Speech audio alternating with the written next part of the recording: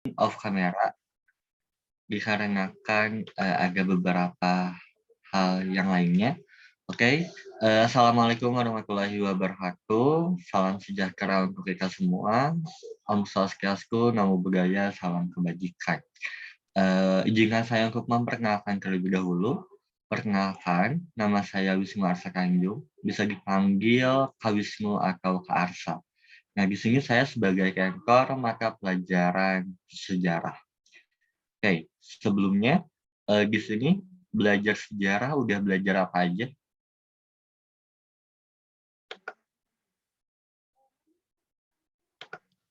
Ya, yang lainnya ada belajar apa aja sejarahnya.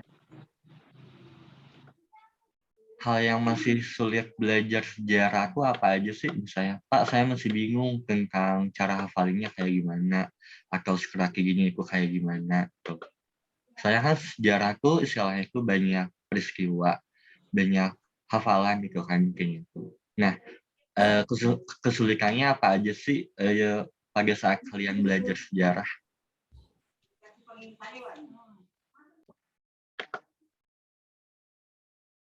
Mengingat tanggal, oke. Yang lainnya mungkin? Oke, kalau malu buat open mic bisa di kolom chat, tapi misalkan open mic ya. Ya, Itu Sabila mengingat tanggalnya. Yang lainnya ya. ada yang susah, yang lainnya kasih tahu aja gitu. Jika ini ya harap respon jika saya nanya itu apa biar kelihatan timbal baliknya atau respon dari kalian gitu ya. Oke, sebetulnya di dalam sejarah tuh emang sih susah ngapalin tanggal, susah ngapalin nama tokoh, apalagi susah ngapalin peristiwa-peristiwa yang sudah terjadi di masa lampau.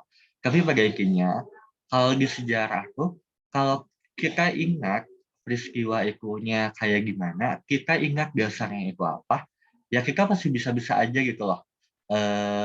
Apa ngerjain sejarah. Dan juga kalau di sejarah tuh jangan dihafal, melainkan harus dipahami. Kan sejarah itu berbentuk kronologis ya. Jadi kalau kalian paham dasarnya itu kayak gimana, ya selebihnya juga pasti tahu itu. Meskipun kalian tidak tahu persis peristiwa sejarahnya itu seperti apa. Kayak gitu. Jadi di sejarah itu lebih enaknya tuh lebih, apalagi buat SBM ya, biasanya tuh lebih enak ngerjain soal gitu loh. Jangan terlalu baca materi aja. Karena kalau baca materi kan nggak akan cukup itu waktunya dari sejarah praaksara, dari sebelum mengenal tulisan sampai Indonesia setelah kemerdekaan. Kan itu pasti banyak banget kalau dibaca terus. Tapi kalau kita latihan soal, kan pasti kita tahu itu loh, alur ceritanya atau sistematika soalnya itu seperti apa. Biasanya kalau di sosum kayak sosiologi, sejarah, itu tuh tiap tahun tuh pasti karakteristik soalnya tuh atau kriteria soalnya tuh nggak beda jauh gitu.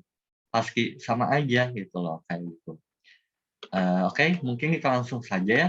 Untuk mempersingkat waktu, kita langsung saja ke pemateriannya.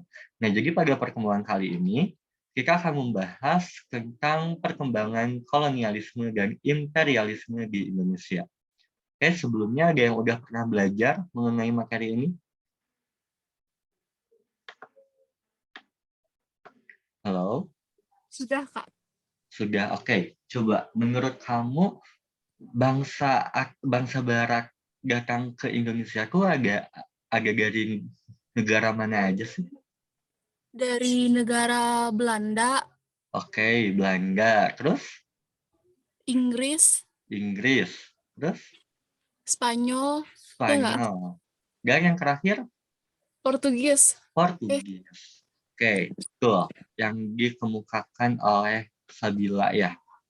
Iya, Kak. Atau oleh Al ya. Oke, jadi bangsa Barat datang ke Indonesia itu ada 4 bangsa ya, atau 4 negara. Yakni itu ada Portugis, kemudian ada Spanyol, kemudian ada Belanda, dan yang terakhir itu ada Inggris. Oke, sebentar. Nah, ini ya. Jadi kedatangan bangsa Eropa ke bangsa Barat datang ke Indonesia itu ada 4 bangsa. Nah, di sini itu terbagi menjadi 2. Ada kolonialisme modern dan kolonialisme kuno. Nah, kalau kolonialisme modern itu dipelopori oleh Portugis dan Spanyol. Itu kalau kolonialisme modern itu dipelopori oleh Belanda dan Inggris.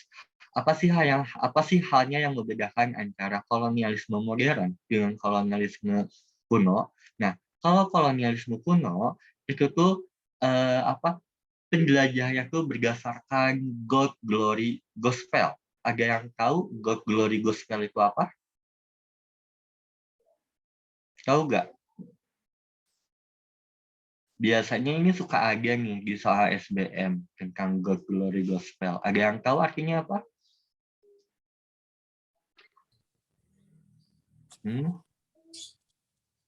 Oke, nanti kita akan bahas ya tentang God Glory Gospel itu apa. Kemudian kolonialisme modern itu ada Belanda dan Inggris. Nah, ini menurut Faiza betul ada kekayaan, kejayaan, dan yang terakhir penyebaran agama. Oke, jadi Portugis dan Spanyol ternyata selain mereka ingin melakukan pelayaran itu selain ingin mencari kekuasaan, ingin mencari kejayaan, ternyata mereka juga menyebarkan agama Katolik gitu loh. Itulah yang membedakan dengan Belanda dan Inggris gitu loh. Jadi kalau Portugis dan Spanyol itu ada misi agamisnya gitu loh untuk menyebarkan agama Katolik di daerah Nusantara. Nah, sebelum kita membahas tentang perkembangan kedatangan bangsa Eropa ke Indonesia, kita akan bahas terlebih dahulu mengenai latar belakang masuknya kedatangan bangsa Barat ke Indonesia. Bentar ya, mohon maaf, ini PowerPoint-nya agak nge-lag. Nah, oke. Nah, sekarang kita bahas terlebih dahulu mengenai latar belakang kedatangan bangsa Barat ke Nusantara. Pada awalnya, kedatangan bangsa Barat ke Nusantara itu hanya menunjukkan kepentingan perdagangan saja. Jadi tidak ada tujuan lain selain untuk berdagang. Akan tetapi, lama-kelamaan, ternyata bangsa Barat datang ke Nusantara itu untuk penguasaan wilayah dan pembentukan kekuasaan politik juga gitu loh. Jadi awalnya itu hanya kepentingan berdagang, kemudian lama-kelamaan itu sudah mulai ke arah pembentukan kekuasaan dan penguasaan wilayah. Nah, kita bahas secara perincinya apa sih alasan-alasan gitu loh. Kenapa sih bangsa Barat itu ingin datang ke Indonesia? Yang pertama, itu adanya keinginan untuk mencari pusat penghasil rempah-rempah atau spice island. Nah, seperti yang kita ketahui bahwa Nusantara, khususnya Indonesia, itu kan penghasil rempah-rempah. Nah, jadi pada saat itu, rempah-rempah oleh bangsa Barat itu sangat mulia sekali itu loh. Jadi bangsa Barat tuh sangat membutuhkan sekali rempah-rempah gitu. Nah, jadi di Eropa sendiri pada saat itu adanya suatu paham, yakni paham itu tuh yang paling berkembang di Eropa, ada pahamnya tuh merkantilisme. Jadi merkantilisme itu merupakan suatu paham yang menyatakan jika sebuah negara itu bisa dikatakan maju, itu dilihat dari banyaknya emas. Nah, emas di sini itu bukan seperti berlian yang kita tahu sekarang itu, melainkan rempah-rempah itu pada saat itu dijadikan emas gitu. Jadi saking berharganya rempah-rempah bagi orang Eropa gitu. Jadi maka dari itu keempat bangsa tersebut yakni Portugis, Spanyol, Belanda, dan Inggris itu mulai mencari rempah-rempah agar mereka tuh bisa dikatakan sebagai negara maju oleh negara-negara Eropa lainnya. Jadi seperti itu hal yang pertama. Nah, kemudian yang kedua, jatuhnya kota Konstantinopel ke tangan bangsa Turki Utsmani pada tahun 1453. Nah, jadi apa sih hubungannya ketika kota Konstantinopel jatuh ke tangan Turki Utsmani? Oke, jadi sebelum Konstantinopel jatuh ke tangan Turki Utsmani, para bangsa Eropa atau para negara-negara Eropa membeli rempah-rempah itu ke Konstantinopel gitu. Jadi nggak jauh-jauh datang ke Indonesia, melainkan mereka tuh hanya datang aja langsung ke Turki, terus mereka langsung mendapatkan rempah-rempah dengan harga yang murah gitu pada saat itu. Akan tetapi, ketika kota Konstantinopel ini jatuh ke tangan Turki Utsmani atau dikuasai oleh Turki Utsmani pada tahun 1453, ternyata harga-harga rempah-rempah yang ada di Konstantinopel itu menjadi naik gitu loh. Kemudian bangsa Eropa tuh mikir itu, apakah kita mending langsung aja ke tempat pusatnya atau kita masih mending beli di Konstantinopel dengan harga yang mahal gitu. Jadi pada saat itu tuh ya udah kita mending langsung aja pergi ke tempatnya langsung yakni ke daerah Nusantara. kayak gitu ya. Jadi latar belakang yang pertama tadi adanya keinginan untuk mencari pusat penghasil rempah, kemudian yang kedua jatuhnya kota Konstantinopel ke tangan Portus Utsmani pada tahun 1453. Sebetulnya di latar belakang itu saling keterkaitan satu sama lain, gitu, adanya kesinambungan kayak gitu. Nah, kemudian yang ketiga adanya kemajuan ilmu pengetahuan dan teknologi pada saat itu tuh. Salah satunya itu ditemukannya penemuan kompas atau arah mata angin. Ya, sehingga para bangsa Eropa itu sudah mulai berani untuk melakukan pelayaran samudera atau penjelajahan samudera. Nah, kemudian adanya pandangan dari Copernicus, yakni ahli geografi dan astronomi, yang menyatakan bahwa bumi itu berbentuk bulat. Oke, jadi pada saat itu adanya dua anggapan di Eropa itu, ada yang menyatakan bahwa bumi itu datar, dan ada yang menyatakan bahwa bumi itu bulat. Nah, yang menyatakan bahwa bumi itu bulat itu ingin membuktikan terhadap orang lain bahwa yang diungkapkannya itu benar gitu loh. Terutama dalam eh, terutama dari tokoh Kopernikus ini. Nah, Kopernikus itu ahli geografi dan astronomi yang ingin membuktikan bahwa bumi itu ya bentuknya itu bulat. Maka dari itu untuk membuktikannya itu ya dilaksanakanlah penjelajahan samudera. Nah, kemudian yang kelima, adanya kisah perjalanan Marco Polo tentang perjalanan ke Cina, yakni dari tahun 1271 sampai 1292. Nah, kemudian Marco Polo ini membuat buku yang berjudul Imago Mundi atau Cakra Dunia dan Milioner atau Sejuta Keajaiban. Nah, dari buku-buku yang dibuat oleh Marco Polo itu malah membuat motivasi atau dorongan bagi bangsa lain yang akan melakukan penjelajahan samudera. Jadi Marco Polo itu kan dari bangsa Spanyol gitu. Nah, kayak Belanda, kemudian Portugis melakukan penjelajahan samudera, yaitu hasil motivasi atau hasil dorongan dari bangsa Spanyol yang telah berhasil melakukan penjelajahan samudera. Dibuktikannya ya dari kisah perjalanan Marco Polo ini. Gitu. Jadi perjalanan Marco Polo itu sebagai pegangan utama orang-orang Barat untuk melakukan penjelajahan samudera. Seperti itu. Ada yang ingin tanyakan? Gak ada ya. Oke. Nah, kemudian yang terakhir tadi lahirnya semboyan God Glory Gospel atau kekayaan, kejayaan, dan penyebaran agama. Nah, jadi khususnya Portugis dan Spanyol ternyata selain mereka untuk mencari kekayaan, untuk mereka mencari kejayaan, ternyata mereka juga menyebarkan agama Katolik khususnya di daerah Nusantara. Seperti itu. Nah, itu merupakan latar belakang dari kedatangan bangsa Barat ke Nusantara. Nah, kemudian tokoh-tokoh bangsa Barat yang pernah datang ke Indonesia, ini saya sudah buatkan bagannya. Yang pertama itu ada dari Portugis, nama tokohnya itu ada Bartolomeus Dias. Pencapaian itu mencapai Tanjung Harappa, yakni di daerah Afrika. Nah, kemudian ada Vasco da Gama, ini mencapai India. Kemudian ada Alfonso de Albuquerque, ini menaklukkan Malaka pada tahun 1511. Artinya ini yang Alfonso ini baru pertama kali datang ke Nusantara. Jadi dari Portugis itu yang berhasil datang ke Nusantara ini baru Alfonso de Albuquerque. Nah, kemudian dari Spanyol ini ada Christopher Columbus. Kalian tahu kan Christopher Columbus itu siapa? Siapa coba? Christopher Columbus siapa sih?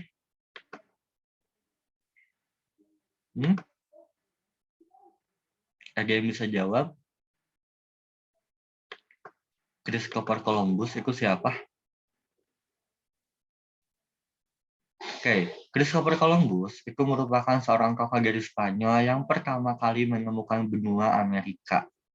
Akan tetapi, Christopher Columbus menyangkanya bahwa benua yang ia temukan itu daerah India, itu bukan benua baru, yakni bukan benua Amerika. Sampai akhir hayatnya, Christopher Columbus itu menyangka bahwa benua yang ia temukan atau benua yang ia singgahi itu India. Padahal pada kenyataannya itu bukan melainkan benua baru yang sekarang disebut dengan benua Amerika. Seperti itu.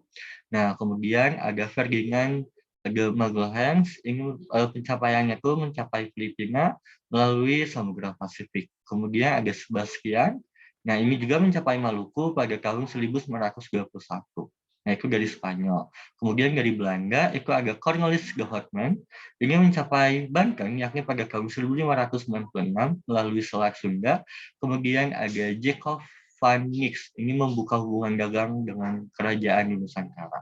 Nah, jadi pada saat Belanda itu di sini sudah mulai adanya penguasaan wilayah yang dilakukan oleh Belanda di Indonesia. Nah, sekarang kita akan bahas juga mengenai masa VOC, kayak dibentuknya VOC itu seperti apa, dan yang lain sebagainya. Nah, yang terakhir itu dari Inggris, ini ada Sir Francis, yakni pencapaiannya mengelilingi dunia. Kemudian ada Sir James, ini membuka hubungan dagang dengan kerajaan di Nusantara.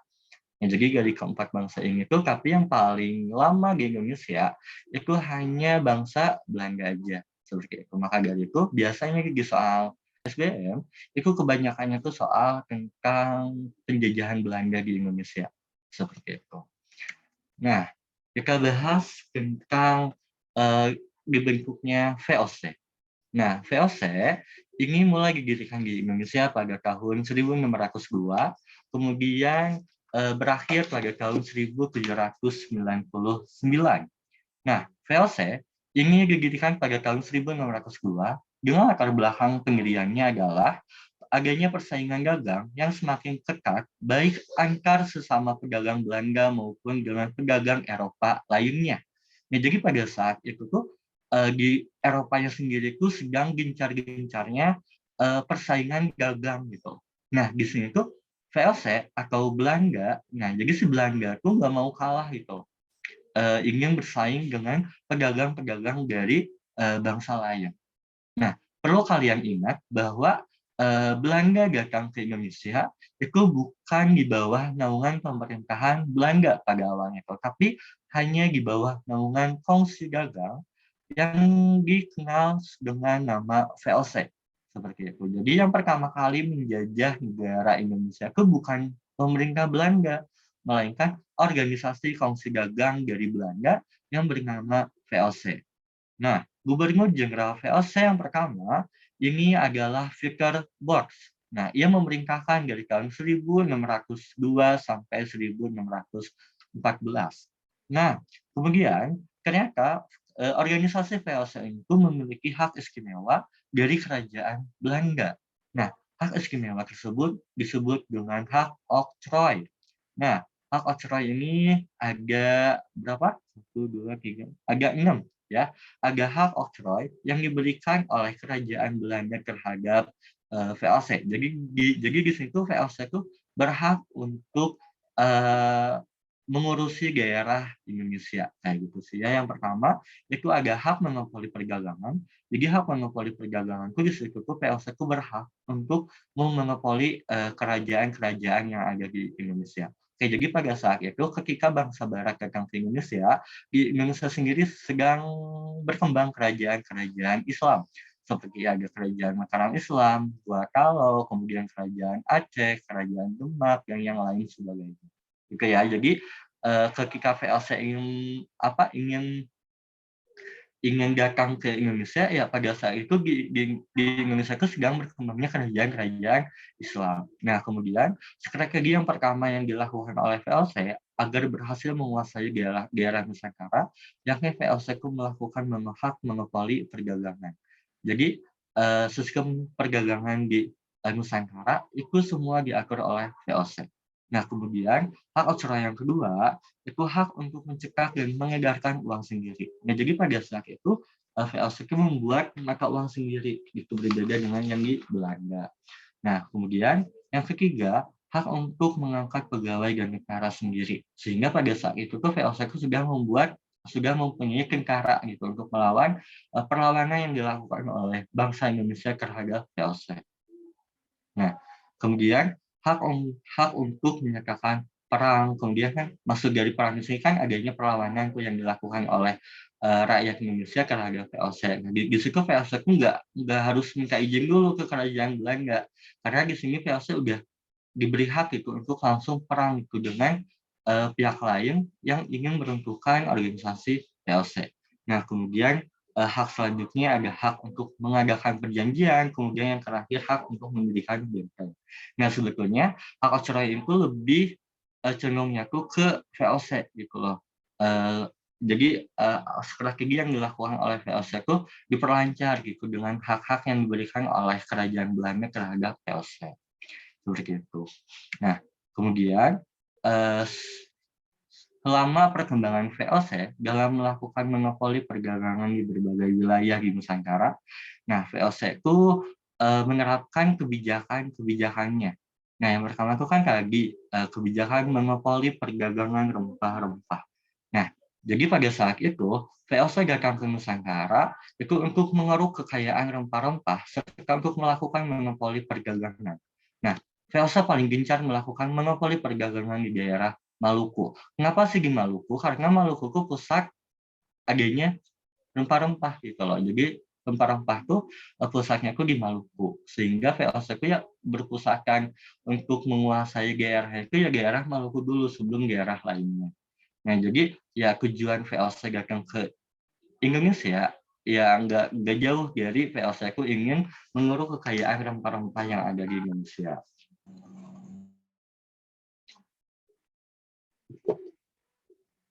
Nah, kemudian yang kedua itu ada hak ekstirpasi. Nah, apa sih yang dimaksud dari hak ekstirpasi? Hak ekstirpasi ini merupakan hak yang dimiliki VOC untuk menembang atau memusnahkan tanaman rempah-rempah saat hasil produksi melebihi ketentuan. Nah, jadi kan pada saat itu tuh adanya kerja paksa atau adanya VOC itu memaksakan masyarakat Indonesia untuk menanam rempah-rempah yang akan dijual di Eropa. Jadi pada saat itu tuh kalau kelebihan si tanamannya tuh VOC tuh berhak itu untuk memusnahkan tanaman-tanaman si rempah itu agar tidak melebihi eh, ketentuan. Kan kalau si rempah-rempahnya banyak atau melebihi kan takutnya nanti harga rempah-rempahnya itu jadi murah gitu kan, seperti itu. Nah, kemudian yang ketiga itu ada penyerahan paksa. Jadi kebijakan dalam bidang ekonomi VOC yang mengharuskan rakyat untuk menyerahkan hasil buminya kepada VOC. Contohnya kayak hasil bumi yang harus diserahkan kepada VOC ialah seperti lada, kayu, kapas, beras, nila, serta gula. Ya, jadi pada saat itu tuh ternyata kekayaan-kekayaan yang dimiliki oleh masyarakat Indonesia, oleh masyarakat pribumi, itu semuanya harus diserahkan terhadap VOC. Nah, jadi pada saat itu tuh benar-benar gitu loh, masyarakat pribumi itu nggak punya apa-apa karena semua dikuasai oleh VOC. Pokoknya kebijakan-kebijakan yang dilakukan oleh VOC itu malah merugikan masyarakat pribumi itu, melainkan masyarakat VOC. Melainkan organisasi VOC gitu. Jadi ya VOC membuat kebijakan itu ya untuk menguntungkan VOC itu bukan masyarakat pribumi. Nah, yang terakhir itu ada kontingentan. Nah, kalau kontingentan ini merupakan kewajiban rakyat untuk membayar pajak sesuai dengan harga yang ditentukan. Nah, jadi selain untuk memberikan harta kekayaan masyarakat pribumi seperti lada, kayu, kapas, beras terhadap VOC, ternyata masyarakat pribumi juga diharuskan bayar pajak sesuai harga yang telah ditentukan oleh VOC. Kalian bayangin aja gitu kayak cari kerja aja tuh susah, terus kayak bahan-bahan pokok juga harus diserahin ke VOC. Kemudian yang terakhir ya harus bayar pajak juga. Nah, si harga bayar pajaknya tuh harus ditentukan oleh VOC. Nah, kemudian pembayaran pajak ini menggunakan hasil bumi. Pembayaran ini juga dilakukan tanpa sistem ganti rugi. Seperti itu. Ya, itu merupakan kebijakan-kebijakan yang dilakukan oleh VOC di Nusantara. Nah, kemudian setelah berkembang hampir 2 abad, kekuasaan di Nusantara berakhir pada tahun 1799 setelah kongsi dagang tersebut mengalami kemunduran dan kerugian akibat beberapa faktor. Ternyata VOC itu pada tahun 1799 itu sudah mulai bangkrut, gitu loh, sudah mulai mundur. Nah, sekarang kita akan bahas tentang faktor penyebab kemunduran VOC. Nah, yang pertama itu merambahnya praktek korupsi di kalangan pegawai VOC. Nah, ternyata pada saat itu tuh pegawai PLC tuh banyak banget yang korupsi. Sehingga penghasilan yang VOC dapatkan tuh ya nggak pure gitu loh, melainkan banyak banget diambil oleh para pegawainya. Sehingga ya PLC tuh nggak dapat penghasilan seperti itu. Nah, kemudian besarnya biaya perang yang dikeluarkan VOC melawan perlawanan bangsa Indonesia. Nah, ternyata masyarakat pribumi atau masyarakat Indonesia pada saat itu tuh tidak menerima semena-mena gitu atas kedatangan VOC, melainkan masyarakat pribumi itu berusaha untuk melawan VOC agar VOC itu diusir gitu lah dari Nusantara. Kayak adanya perlawanan Sultan Agung terhadap POC, kemudian adanya perlawanan Dua Kalo terhadap POC, kemudian adanya perlawanan Banten terhadap VOC. Nah, ternyata masyarakat pribumi itu melakukan perlawanan terhadap VOC sehingga VOC itu mengeluarkan biaya yang sangat banyak untuk melakukan perlawanan terhadap bangsa Indonesia. Nah, gitu ya. Meskipun PLC di sini perlawanannya itu sering menang, tapi lama-kelamaan PLC itu ya bangkrut itu karena habis uangnya untuk dipakai perang. Nah, kemudian yang ketiga, adanya pesaing dagang dengan bangsa Eropa lainnya, yakni Inggris dan Prancis. Ternyata di sini tuh PLC itu kalah saing dengan kongsi dagang dari Inggris dan Prancis.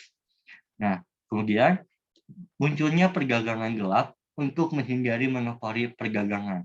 Jadi maksudnya tuh di Nusantara itu kan karena adanya monopoli perdagangan, jadi monopoli perdagangan itu segala sesuatu itu diatur oleh POC, maka dari itu ada beberapa pedagang itu tuh melakukan jalur ilegal gitu. Jadi mau melakukan transaksi perdagangan itu tanpa diketahui oleh VOC.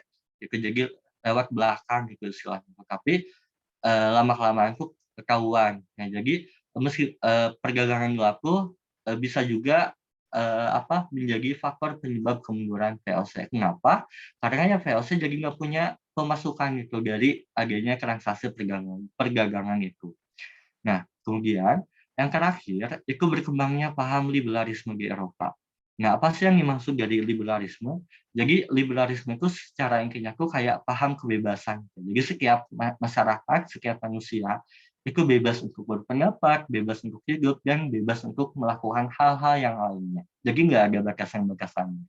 Nah, ternyata kan hal-hal yang dilakukan oleh VOC di Nusantara kan itu merupakan sangat menentang sekali terhadap paham-paham liberalisme.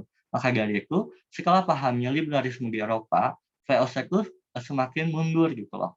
Nah, inilah faktor penyebab kemunduran VOC pada tahun 1799. Bisa dipahami?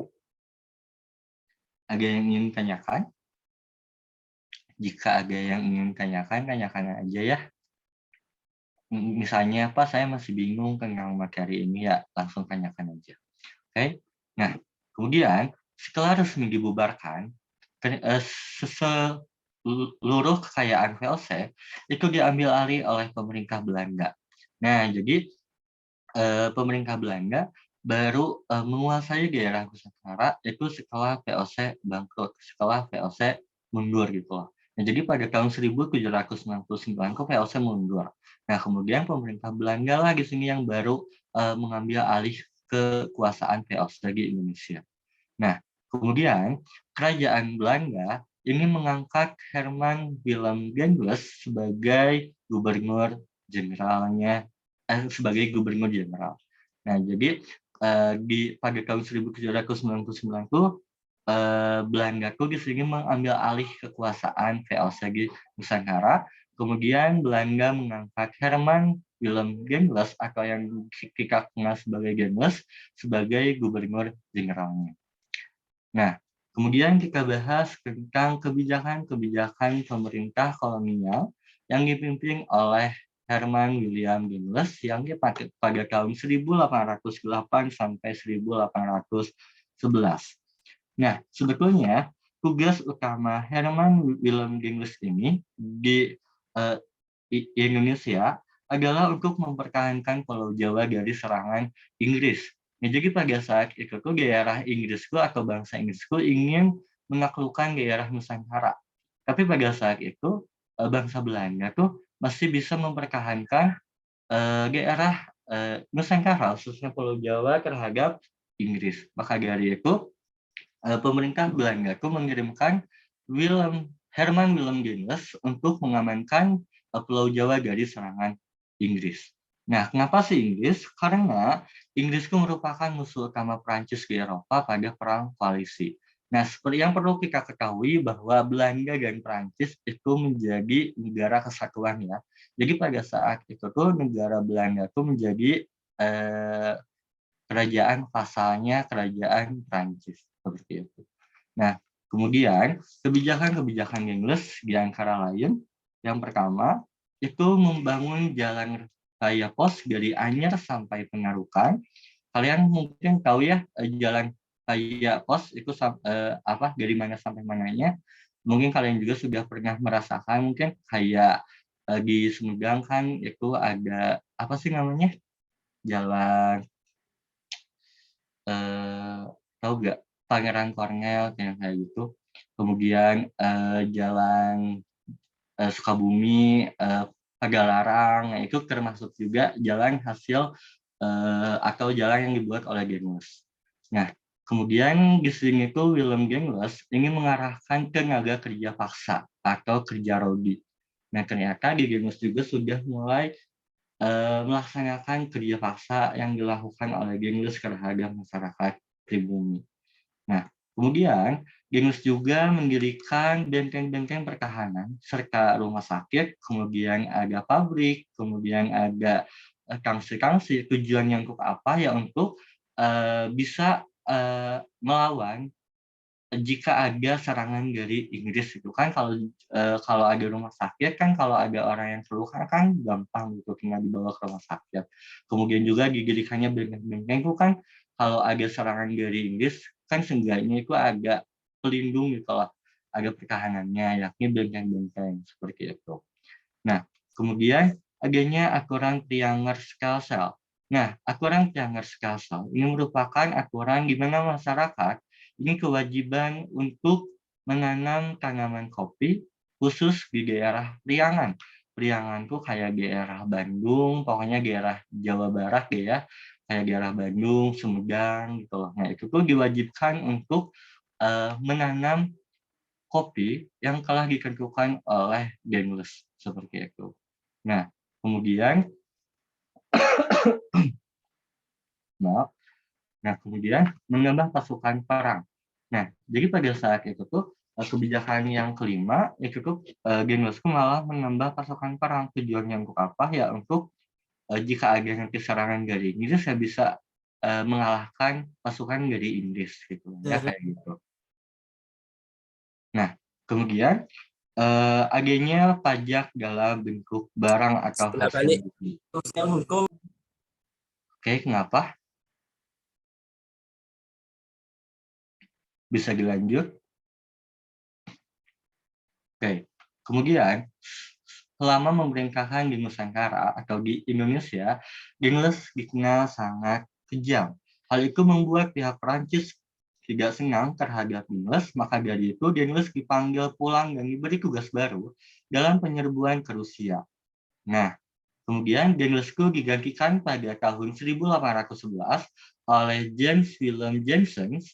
Akan tetapi James William Jameson itu tidak bertahan lama berkuasa di Pulau Jawa. Maka dari itu Pulau Jawa ini berhasil dikuasai oleh Inggris. Nah, kemudian di sini Perancis atau Kerajaan Belanda ingin menyerahkan Pulau Jawa kepada Inggris dalam Perjanjian Kuntang pada tahun 1811. Nah, gitu ya. Jadi pada tahun 1811 daerah Pulau Jawa atau Nusantara itu dikuasai oleh Inggris. Jadi polanya itu yang pertama Nusantara itu dikuasai oleh VOC, kemudian dikuasai oleh pemerintah kolonial Belanda. Nah, kemudian dikuasai oleh Inggris, tapi pada akhirnya nanti dikuasai kembali oleh Belanda. Nah, kemudian kita bahas tentang kebijakan pemerintah kolonial Thomas S. Raffles atau yang kita kenal sebagai Raffles.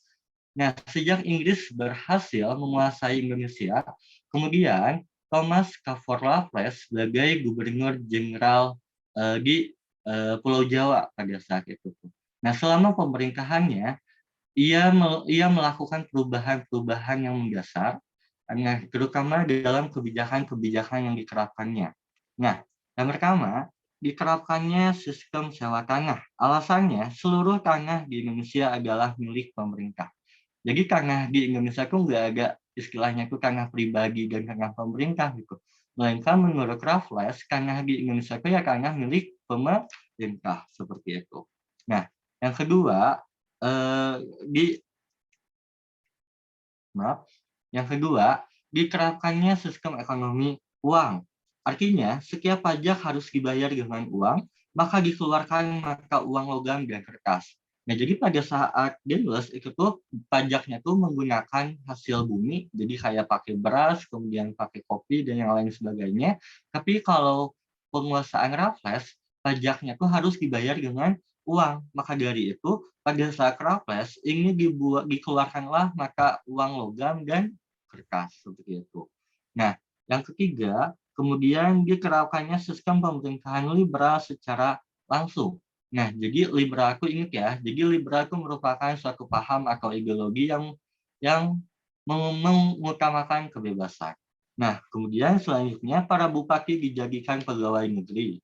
Nah, dengan tugas sebagai pemungut pajak, kemudian untuk mengawasi kerja bupati diangkat juga seorang resigen dan asisten resigen.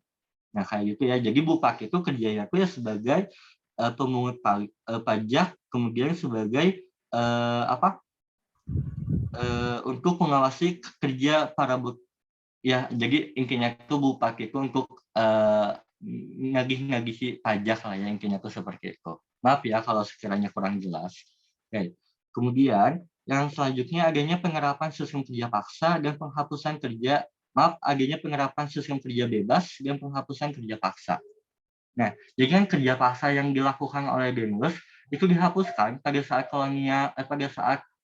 Thomas Stamford Raffles kemudian digantikan dengan sistem kerja bebas, dikarenakan kan pada saat Raffles itu lebih mengutamakan kebebasan seperti itu. Akan tetapi pada saat pelaksanaannya ternyata banyak penyimpangan yang dilakukan oleh Thomas ini terhadap prinsip-prinsip liberal. Nah, salah satu contohnya adanya peristiwa Banjarmasin, yakni adanya kerja paksa dan perbudakan yang terjadi di Banjarmasin atas 3.000 pekerja. Jadi meskipun adanya sistem kerja bebas, tapi di situ tuh Thomas itu masih melakukan pemaksaan atau perbudakan terhadap masyarakat pribumi, salah satunya itu di daerah Banjarmasin.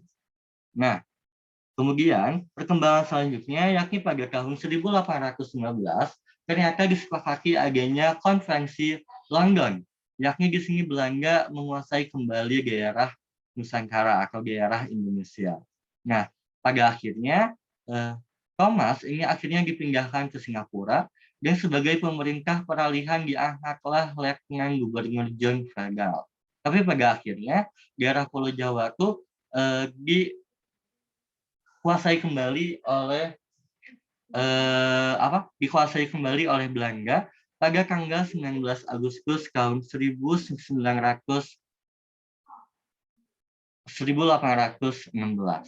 seperti itu. Nah, kemudian kita bahas tentang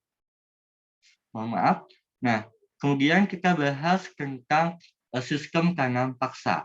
Nah, sistem tanam paksa ini dilaksanakan pada tahun 1830 sampai 1870. Nah, latar belakang adanya sistem tanam paksa itu diawali dengan adanya kesulitan keuangan yang dialami oleh negeri Belanda, sehingga diperlukannya cara baru untuk mendapatkan keuntungan besar dalam waktu yang singkat. Jadi pada saat itu tuh bangsa Belanda tuh mengalami kerugian atau mengalami bangkrut, itu istilahnya itu tidak mempunyai uang sama sekali.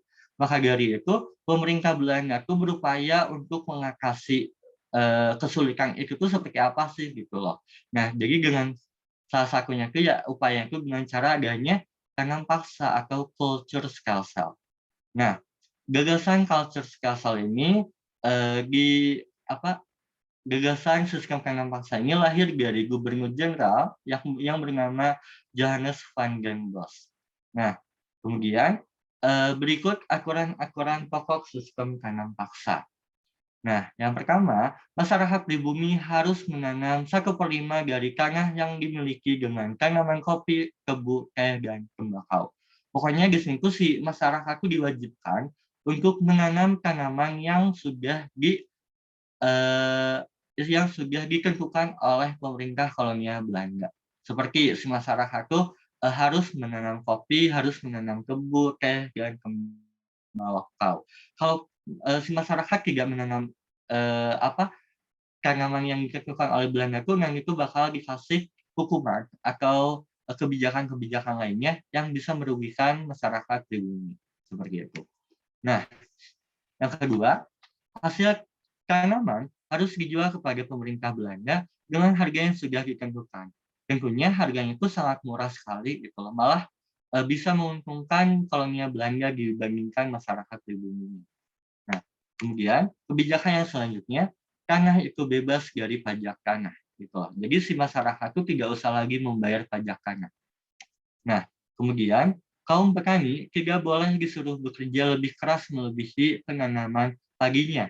Nah, jadi si masyarakat Nusantara pada saat itu tuh tidak boleh menanam tanaman selain kopi, tebu, teh, dan tembakau. Boleh menanam pagi, tapi tidak boleh melebihi dari tanaman yang sudah disepakati atau yang sudah ditentukan oleh pemerintah Belanda. Nah, yang terakhir, masyarakat pribumi ini yang tidak memiliki tanah, ini dikenakan kerja rodi selama 65 hari setiap tahun di tanah pemerintah Belanda. Jadi pada saat itu sistem sewa tanahnya itu ada tanah pribadi dan ada tanah Belanda, ada tanah pemerintah. Nah, jika seseorang itu tidak memiliki tanah pribadi, maka dari itu si orang itu tuh harus bekerja rodi terhadap pemerintah Belanda selama 65 hari setiap tahunnya. Seperti itu. Nah, kemudian kerusakan tanaman menjadi tanggung jawab pemerintah apabila bukan kesalahan masyarakat pribumi. Nah, itu merupakan kebijakan-kebijakan pokok atau aturan-aturan pokok pada masa kebijakan tanam paksa, yakni dari tahun 1830 sampai 1870. Jadi intinya si kebijakan-kebijakan yang dilakukan oleh Belanda itu pasti menguntungkan Belanda itu, bukan masyarakat pribumi.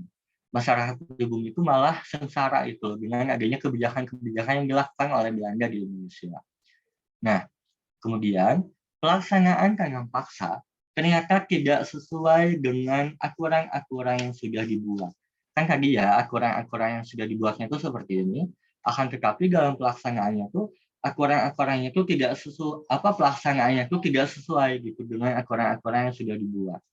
Nah, banyaknya penyimpangan yang menyebabkan masyarakat pribumi itu menderita dan sengsara, seperti adanya kerusakan tanaman, kemudian si kerusakan tanaman itu kan pada awalnya itu ditanggung jawab oleh pemerintah gitu. Tapi pada kenyataannya ternyata si kerusakan tanaman itu malah malah yang harus bertanggung jawabnya itu malah si masyarakatnya gitu loh.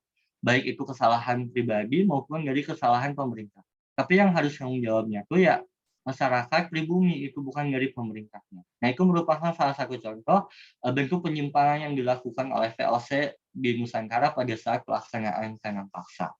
Nah, kemudian penyimpangan tanam paksa ini disebabkan oleh beberapa faktor. Maaf ya, ini beberapa faktor, yaitu yang pertama, kegiatan tanam paksa selalu diarahkan untuk secepatnya untuk memenuhi kas negara tanpa memperhatikan keadaan masyarakat Indonesia.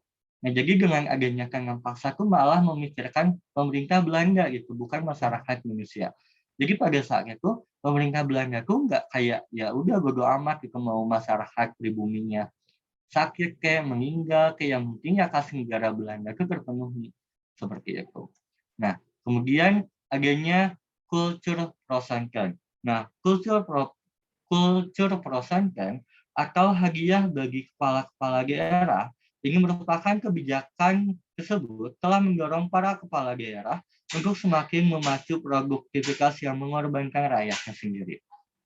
Nah, jadi yang jadi bupati itu diberikan hadiah oleh pemerintah kolonial Belanda jika si bupati tersebut tuh berhasil berhasil mengumpulkan sesuai target gitu loh. Kan pasti tiap hari atau tiap bulan tuh ada target yang harus dicapai oleh masyarakat pribumi. Nah, jika si bupati itu tuh sesuai target, maka dari itu tuh akan dikasih hadiah oleh pemerintah kolonial Belanda. Sehingga para bupati itu kayak jahat gitu loh terhadap orang-orang pribumi itu. Kayak kalau nggak sesuai target ya pasti adanya ketentuan-ketentuan yang dialami oleh masyarakat pribumi. Seperti itu. Nah, kemudian ternyata dari adanya sistem tanam paksa itu adanya kencaman dari berbagai pihak, salah satunya itu dari orang Belanda. Ternyata tidak semuanya orang Belanda itu menyetujui mengenai kebijakan-kebijakan yang telah dilakukan oleh Belanda di Indonesia, gitu loh. Nah, ternyata ada juga orang-orang Belanda yang tidak menyetujui tentang kebijakan-kebijakan yang telah diterapkan oleh Belanda di Indonesia. Nah, ternyata orang-orang yang orang-orang yang protes yang mengekang Belanda itu tuh yakni dari kaum liberal gitu loh. Nah, jadi kaum liberal itu kan kaum yang mengutamakan kebebasan. Nah, jadi orang-orang yang mengutamakan kebebasan itu mulai proteslah terhadap parlemen Belanda atas kebijakan-kebijakannya yang telah dilakukan di Indonesia. Seperti itu. Nah, tokoh yang aduh maaf, ini siapa ya yang bikin catatannya? Mohon untuk dihapus ya. Oke. Nah, tokoh liberal yang melakukan protes ini ada dua. Ada Beren, kemudian ada Deus Kicker. Nah, jadi kedua tokoh itu berupaya untuk menyuarakan atau membela masyarakat Indonesia agar pemerintah Belanda itu tidak melakukan hal-hal yang tidak diinginkan dan hal-hal yang tidak sesuai dengan pemikiran liberalisme seperti itu. Nah, kemudian pada tahun 1850 ternyata kelompok liberal ini memperoleh kemenangan di parlemen Belanda mengalahkan kelompok konservatif. Nah, kelompok konservatif itu kelompok ini ya, kelompok yang menyetujui tentang kebijakan-kebijakan yang telah dilakukan oleh Belanda di Indonesia.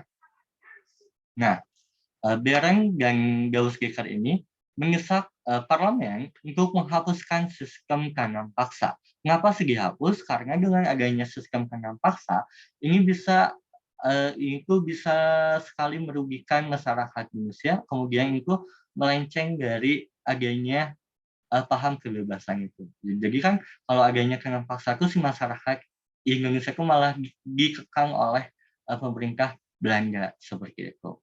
Nah, pada akhirnya kerajaan Belanda menghapuskan sistem tanam paksa dan menggantinya dengan sistem ekonomi liberal pada tahun 1870. Nah, kemudian pada tahun 1870 sampai 1900 inilah mulai babak baru yang dinamakan dengan sistem ekonomi liberal seperti itu.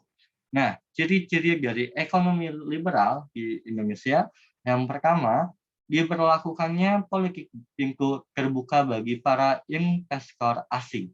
Jadi orang-orang perusahaan asing itu boleh datang ke Nusantara dan boleh mendirikan perusahaannya di Nusantara. Nah, yang kedua, munculnya investor asing dengan menyewa tanah pribumi sekitar 30 tahun dan pemerintah selama 75 tahun.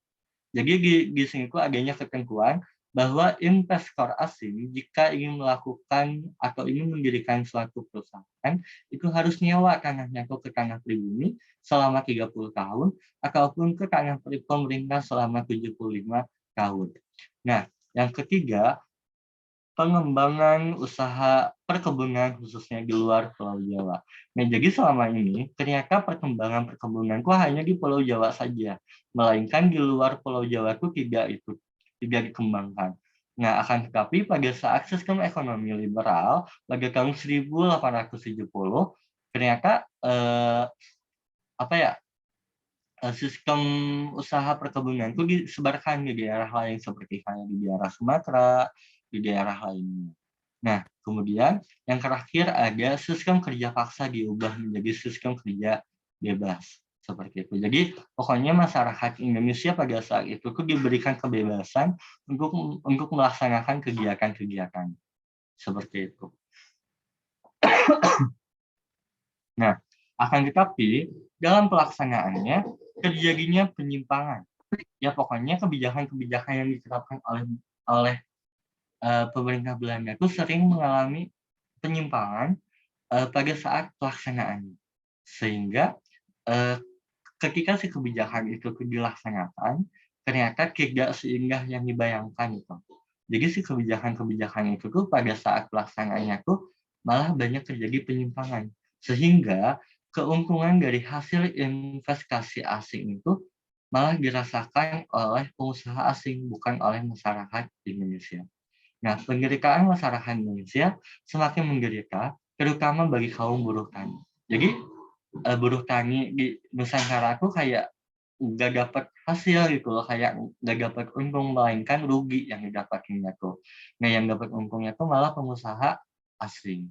Maka dari itu, eh, apa para petani ini tuh semakin menderita gitu keadaannya. Karena mereka juga terjerat dalam aturan-aturan kontrak. Nah, jadi si buruh tani itu ada kontrak dengan si perusahaan asing itu. Jadi si buruh tani itu nggak bisa kemana-mana. Gitu. Nah, si aturan kontrak ini disebut dengan kuli ordonansi. Nah, kemudian kerja bebas tidak dilaksanakan sebagaimana meskinya. Meskinya, contohnya sehingga banyak para buruh yang melarikan diri. Nah, si buruh yang melarikan diri itu kemudian mendapatkan sanksi yang disebut dengan punal sanksi. Nah, jadi itu merupakan keadaan Indonesia pada sistem ekonomi liberal, yakni pada tahun 1870 sampai 1900. Seperti itu. Nah, ada yang ingin ditanyakan sampai sini? Halo?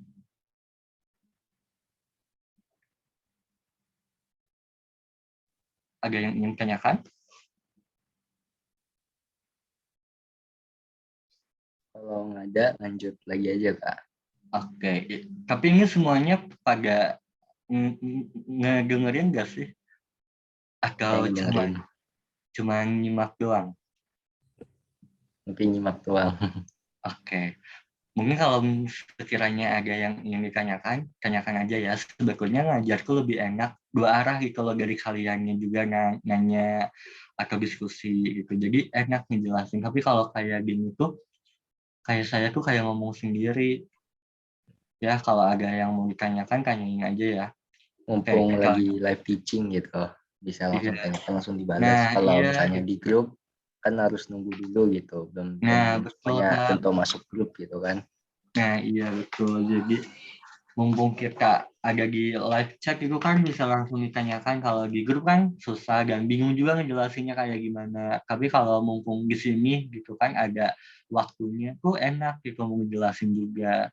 Kalau sejarah tuh ya intinya itu apa ya, kalau dipikir-pikir ya boring juga gitu kan ngejelasin orang yang lagi ngejelasin materi kayak ngantuk dan yang lain sebagainya. Ya kalau di sejarah kalau mau rame ya harus diskusi gitu loh. Harus hidup kelasnya, nggak boleh satu arah, harus dua arah seperti itu kalau di sejarah tuh. Ya maka dari itu nggak aneh juga kalau kalau di sejarah tuh apaan sejarah tuh, ngantuk gitu loh, bosen garing.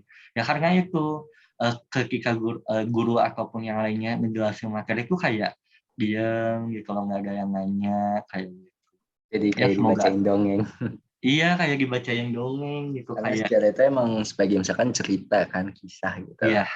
Iya, jadi sejarahku ya kayak cerita ya kayak pengantar tidur lah istilahnya. Siapa tahu kan kalian juga sekarang masuk masuk chat masuk Zoom aja tapi orangnya nggak tahu kemana, kan mungkin ada yang kayak gitu.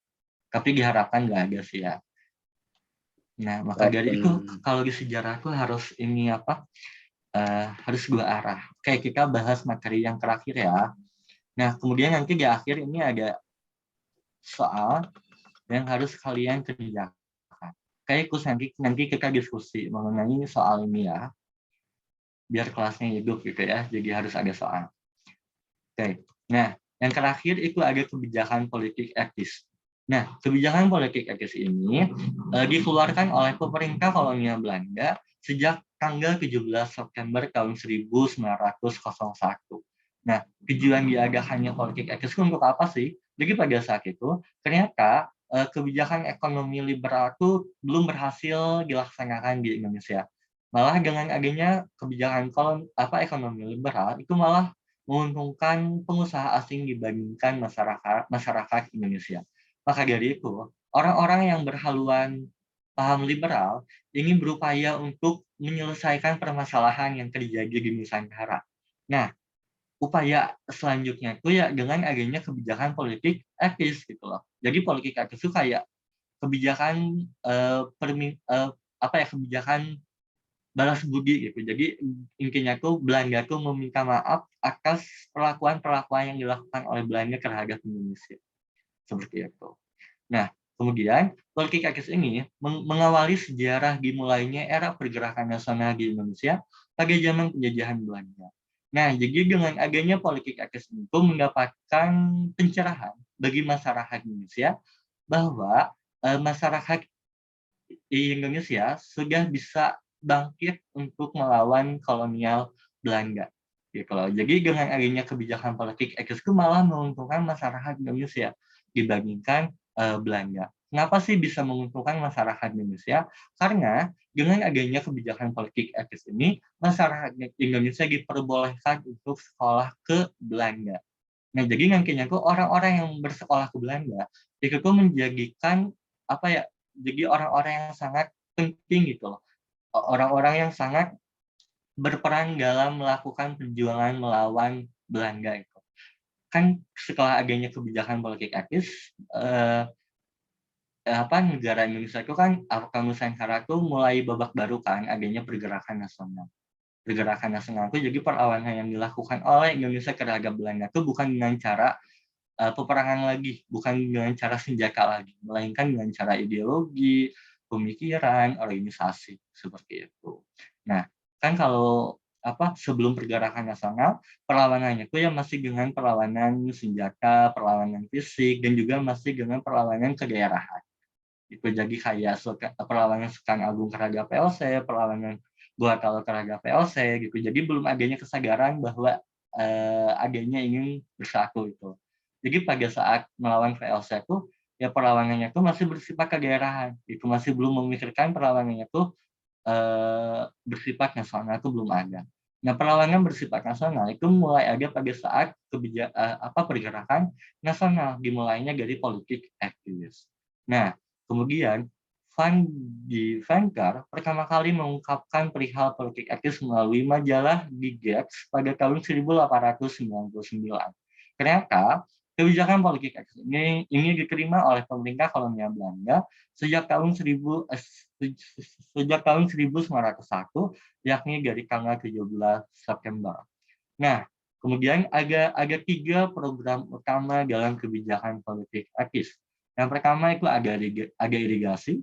Jadi pemerintah Hindia Belanda melakukan pembangunan fasilitas untuk menunjang kesejahteraan rakyat.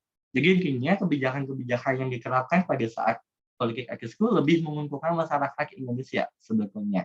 Karena kebijakan politik etis itu kayak kebijakan balas budi itu, kebijakan permohonan maaf atas perlakuan yang dilakukan oleh Belanda terhadap Indonesia, khususnya itu dalam perlakuan pada saat sistem tanam paksa.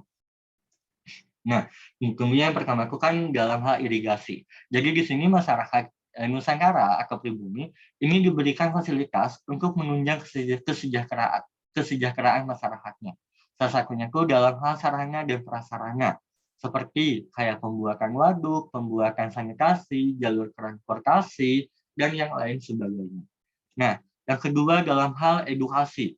Nah, di dalam edukasi, pemerintah Belanda ini meningkatkan kualitas sumber daya manusia dan upaya mengurangi angka buta huruf masyarakat di Nusantara. Jadi pada saat itu tuh sekolah-sekolah tuh baru berkembang itu pada saat kebijakan politik etis seperti itu. Jadi sebelumnya tuh ya belum ada gitu loh sekolah didirikan di Indonesia. Nah, kemudian juga dilaksanakannya pengadaan sekolah-sekolah untuk rakyat. Nah, jadi dalam sistem pendidikan, jadi masyarakat sistem pendidikan di Indonesia pada saat itu tuh terbagi menjadi 3 kelompok gitu loh. Ada sekolah khusus pribumi, ada sekolah khusus orang barat, dan yang terakhir ada sekolah khusus orang bangsawan. Gitu. Jadi adanya stratifikasi sosial di dalam sistem pendidikan di Indonesia. Nah, kemudian yang terakhir itu ada emigrasi.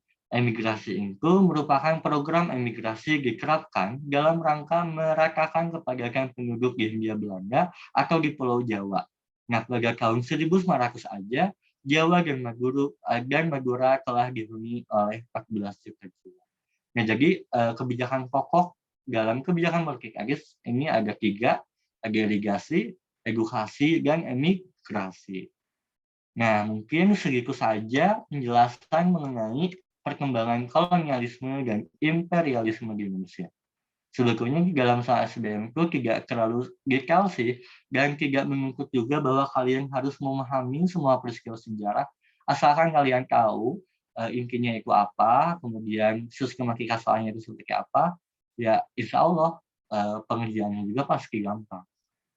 Seperti itu. Oke, ini ada soal yang harus kalian kerjakan. Mungkin sekarang aja kita bahas bareng-bareng.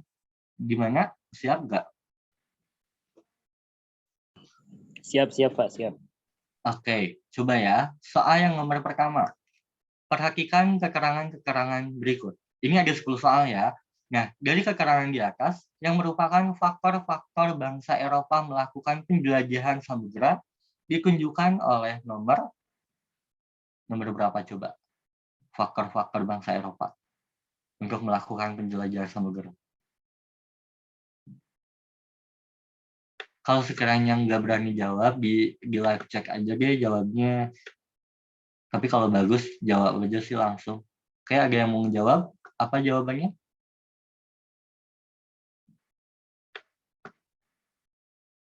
Halo. Nomor Lagi 1 apa? kasih waktu dulu, Kak. Lagi pada mikir. Kayak ada yang jawab di kolom chat.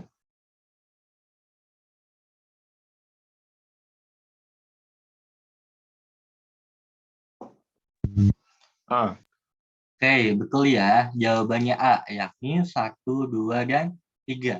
Yakni latar belakang atau faktor pendorong bangsa Eropa datang ke Nusantara.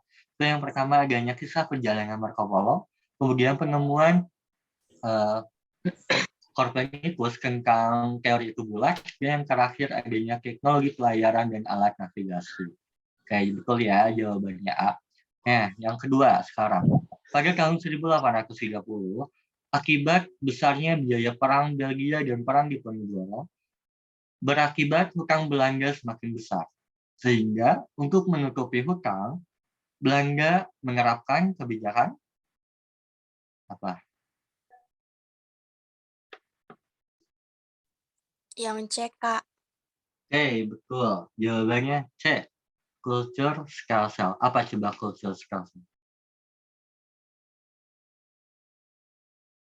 Tanam paksa. Oke, lanjut ya. Nah, sekarang soal nomor 3. Tugas utama Gubernur Jenderal Herman Willem Schengels di Hindia Belanda adalah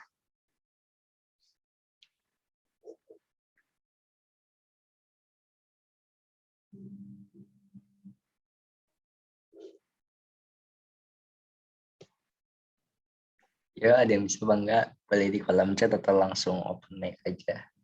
iya, nggak usah malu-malu ya Kak ya. Ya. Kok Kalau kalian nggak di sini apa-apa, belajar? namanya juga lagi belajar. Nah, kita juga di sini sama-sama belajar kok. Gak hanya kalian aja belajar, saya juga belajar di sini. Tapi mungkin konteks belajarnya berbeda. Jawabannya apa?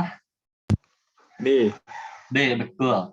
Mempertahankan Pulau Jawa dari serangan Inggris. Oke, soal selanjutnya. Penjelajahan samudera yang berasal dari Portugis terdapat pada nomor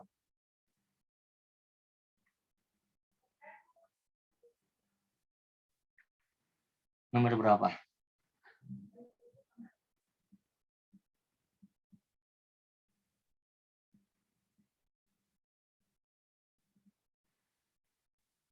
Jawabannya adalah Ayo di kolom chat belum ada. ini kan ada 18 orang ya. Coba Ini Yohanes sama Widya cuma jawab sekali doang nih di kolom chat. Cuma yang soal pertama. Nggak mau nyoba jawab lagi. mungkin dari kakaknya mungkin yang mau jawab.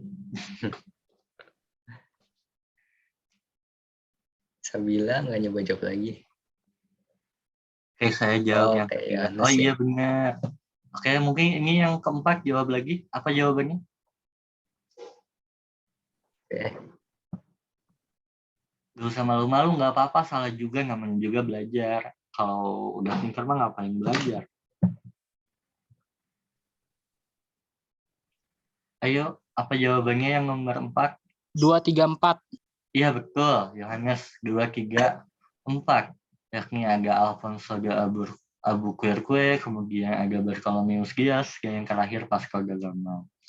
Oke, yang lainnya ditunggu juga ya jawabannya. Oke, selanjutnya nih. Penyerahan Pulau Jawa dari Belanda kepada Inggris pada tahun 1811 ditetapkannya melalui Perjanjian Paris, Konferensi London, Perjanjian Giandi, Perjanjian Kardiselas, atau Kapitulasi Tuntang. Kapitulasi Tuntang. Ya Kak. Oke, ya, kapitulasi Tuntang. Tuntang. Oke, yang selanjutnya, sebab khusus yang mendorong Belanda melaksanakan sistem tanam paksa adalah Kesulitan keuangan yang dialami Belanda. Oke, betul. Jawabannya C juga ya, kesulitan keuangan yang dialami oleh pemerintah Belanda. Sekarang nomor selanjutnya. Gubernur Jenderal Hindia Belanda yang menjadi pelopor pelaksanaan tanam paksa adalah Van den Bosch. Oke, gampang ya, Van den Bosch. Semoga nanti sama SBM gampang-gampang juga ya. Amin. Oke, selanjutnya. Jenis tanaman utama yang harus ditanam pada masa tanam paksa adalah B. Betul. Kopi, teh, tebu, dan tembakau. Nah, selanjutnya, salah satu sebab langsung yang mendorong Belanda untuk menghapuskan sistem tanam paksa adalah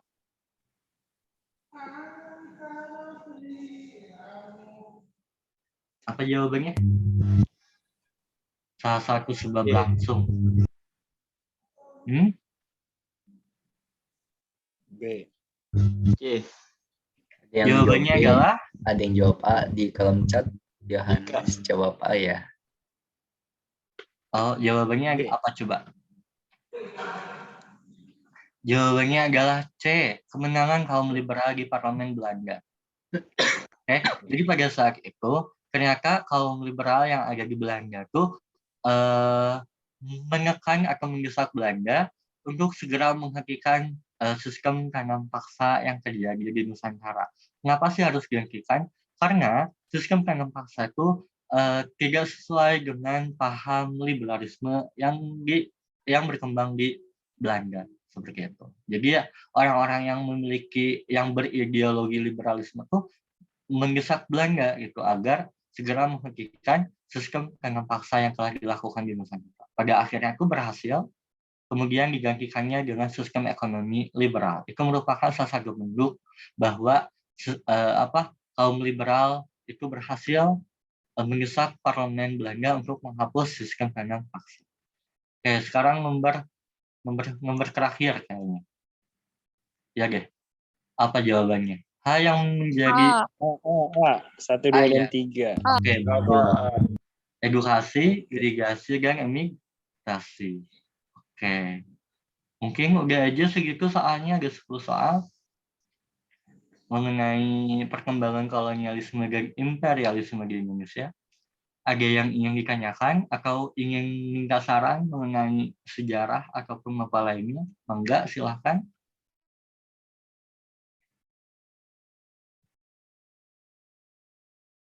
Kalau ada yang tanyakan, Izin ditanyakan bertanya, Kak. langsung. Iya, boleh, Kak. boleh. Iya, boleh. Kan dulu tuh Inggris banyak menjajah negara-negara. Iya. Terus kan sampai sekarang ada yang namanya negara persemakmuran Inggris. Itu Kak gimana? Iya. Terus yang ditanyakannya apa? Negara persemakmuran Inggris. Oh, oke. Jadi maksudnya tuh gini ya. Inggris tuh bahkan dari dulu sampai sekarang kan salah satu negara yang banyak sekali menguasai daerahnya gitu loh. Nah, ternyata Inggris itu meninggalkan daerah jajahnya itu tidak secara pure seperti Belanda meninggalkan negara Indonesia itu. Jadi meskipun misalnya negara Malaysia itu merdeka dari Inggris, tapi pada kenyataannya negara Malaysia itu masih di bawah naungan Inggris dengan didirikannya Persemakmuran Inggris gitu loh. Ngerti nggak? Jadi Persemakmuran Inggris itu isinya tuh yang negara-negara yang pernah dijajah oleh Inggris. Kayak ngebuat persekutuan lagi lah gitu. Jadi meskipun negaranya itu udah merdeka, tapi secara tidak langsung si negara itu tuh masih dikuasai oleh Inggris. Beda halnya dengan kemerdekaan Indonesia atas Belanda. Kan kalau Indonesia sekarang udah merdeka dari Belanda, ya si Belanda tuh udah nggak ada sangkut pautnya lagi gitu loh dengan negara Indonesia. Tapi kalau Malaysia itu meskipun udah ada udah merdeka dari Inggris, tapi secara tidak langsung dan secara birokrasi si Malaysia itu masih berada di bawah naungan Inggris itu. Nah kemudian seperti itu mungkin paham ya? Paham nggak? Iya paham Kak, terima kasih Kak. Iya sama-sama. Kayaknya ada yang nanya lagi. Izin bertanya Kak, dari beberapa utusan kolonial Belanda yang mana-mana maksudnya gimana ini? Beberapa utusan kolonial itu apa? Kolonial mungkin ya. Kolonial, Beberapa Kak. kolonial Belanda yang mana maksudnya gimana? Oh ini ya, kebijakan-kebijakan kolonial Belanda mungkin yang lebih memihak ke pribumi. Gitu ya intinya ya. Atau mungkin yang Maksudnya penjajah mungkin kali. orang-orang atau utusan-utusan yang lebih memihak ke pribumi, Kak. Oh oke. Yang Nah, paling betul memihak ke pribumi. Nah, oke. Sebetulnya kebijakan-kebijakan yang diterapkan oleh Belanda terhadap pribumi atau terhadap Indonesia itu tuh tujuannya tuh yang pertama tuh ya untuk menguntungkan kolonial Belanda gitu loh. Kayak tadi sistem tanam paksa, kemudian ada sewa tanah. Nah itu tuh sebetulnya tuh untuk ke Belanda karena kan Belanda tujuannya tuh tujuan Belanda untuk menguasai daerah Nusantara ya apa kalau enggak untuk menguras kekayaan yang ada di Nusantara. Nah, akan tetapi seiring berkembangnya zaman, ternyata adanya salah satu paham, yakni adanya paham liberalisme yang berhasil berkembang di Belanda. Nah, setelah adanya paham itu tuh, ternyata ada orang-orang yang tidak menyetujui dengan kebijakan-kebijakan yang diterapkan oleh Belanda, seperti adanya tanam paksa, kemudian adanya kerja rodi seperti itu.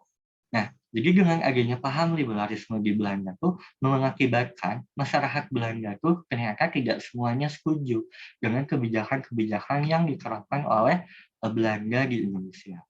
Nah, kemudian di sini tuh orang-orang yang berhaluan liberalisme tuh mendesak parlemen Belanda untuk segera menghentikan kebijakan-kebijakan yang sekiranya melenceng dari paham liberalisme. Kan paham liberalisme itu mengutamakan kebebasan.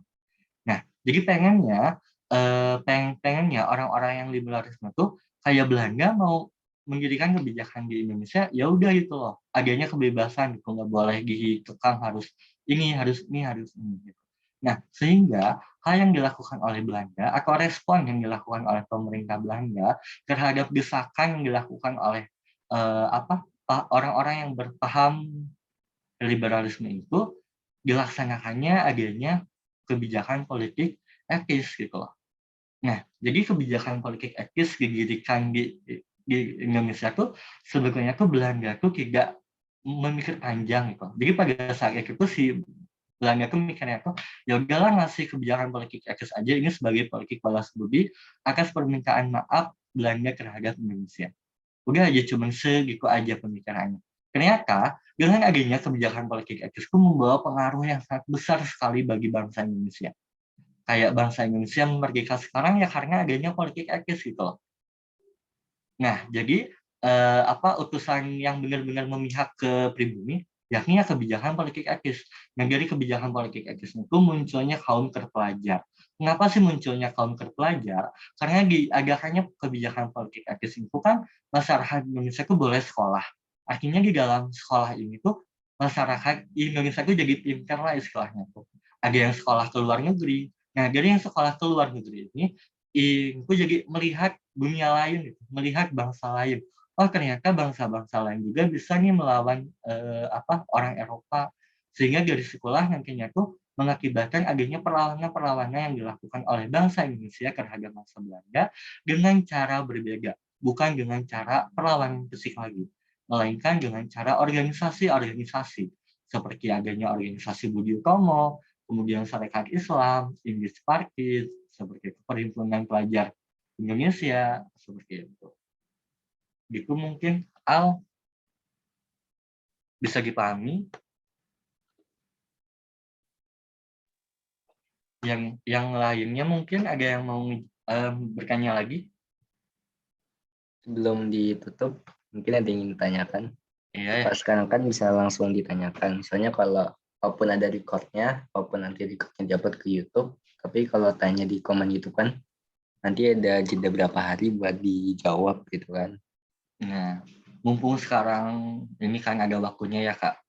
Iya, Ayo, barangkali yang lainnya. yang masih belum paham gitu.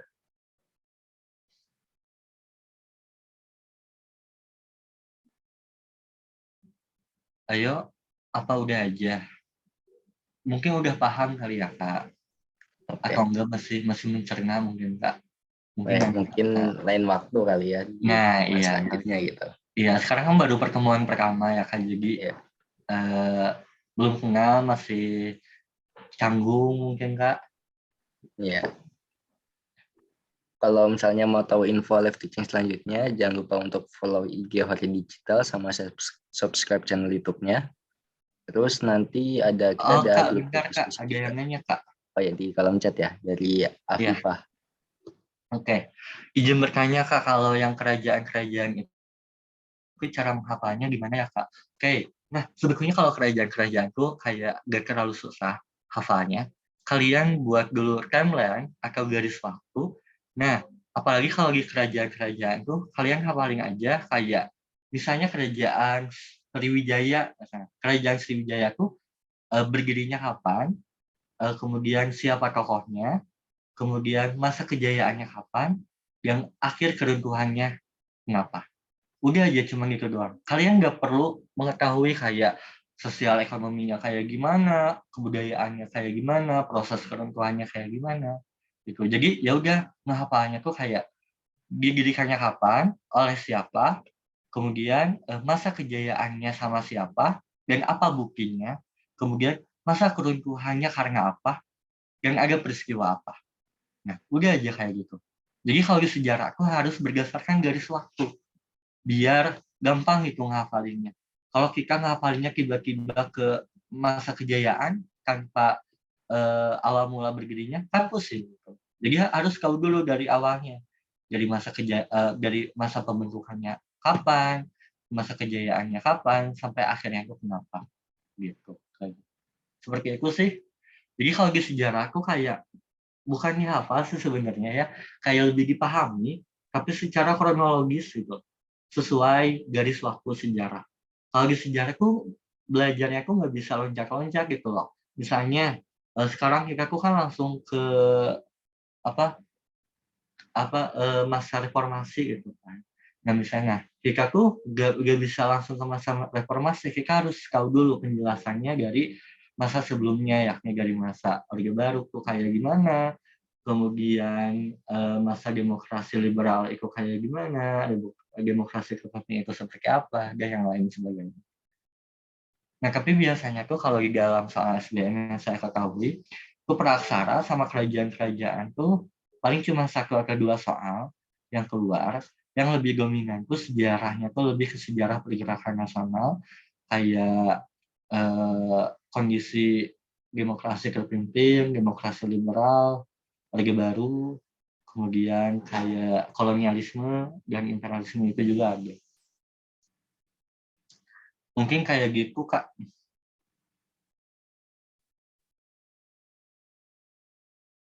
Sama-sama Afifah. Ya, sama-sama. Ada lagi yang ingin tanyakan?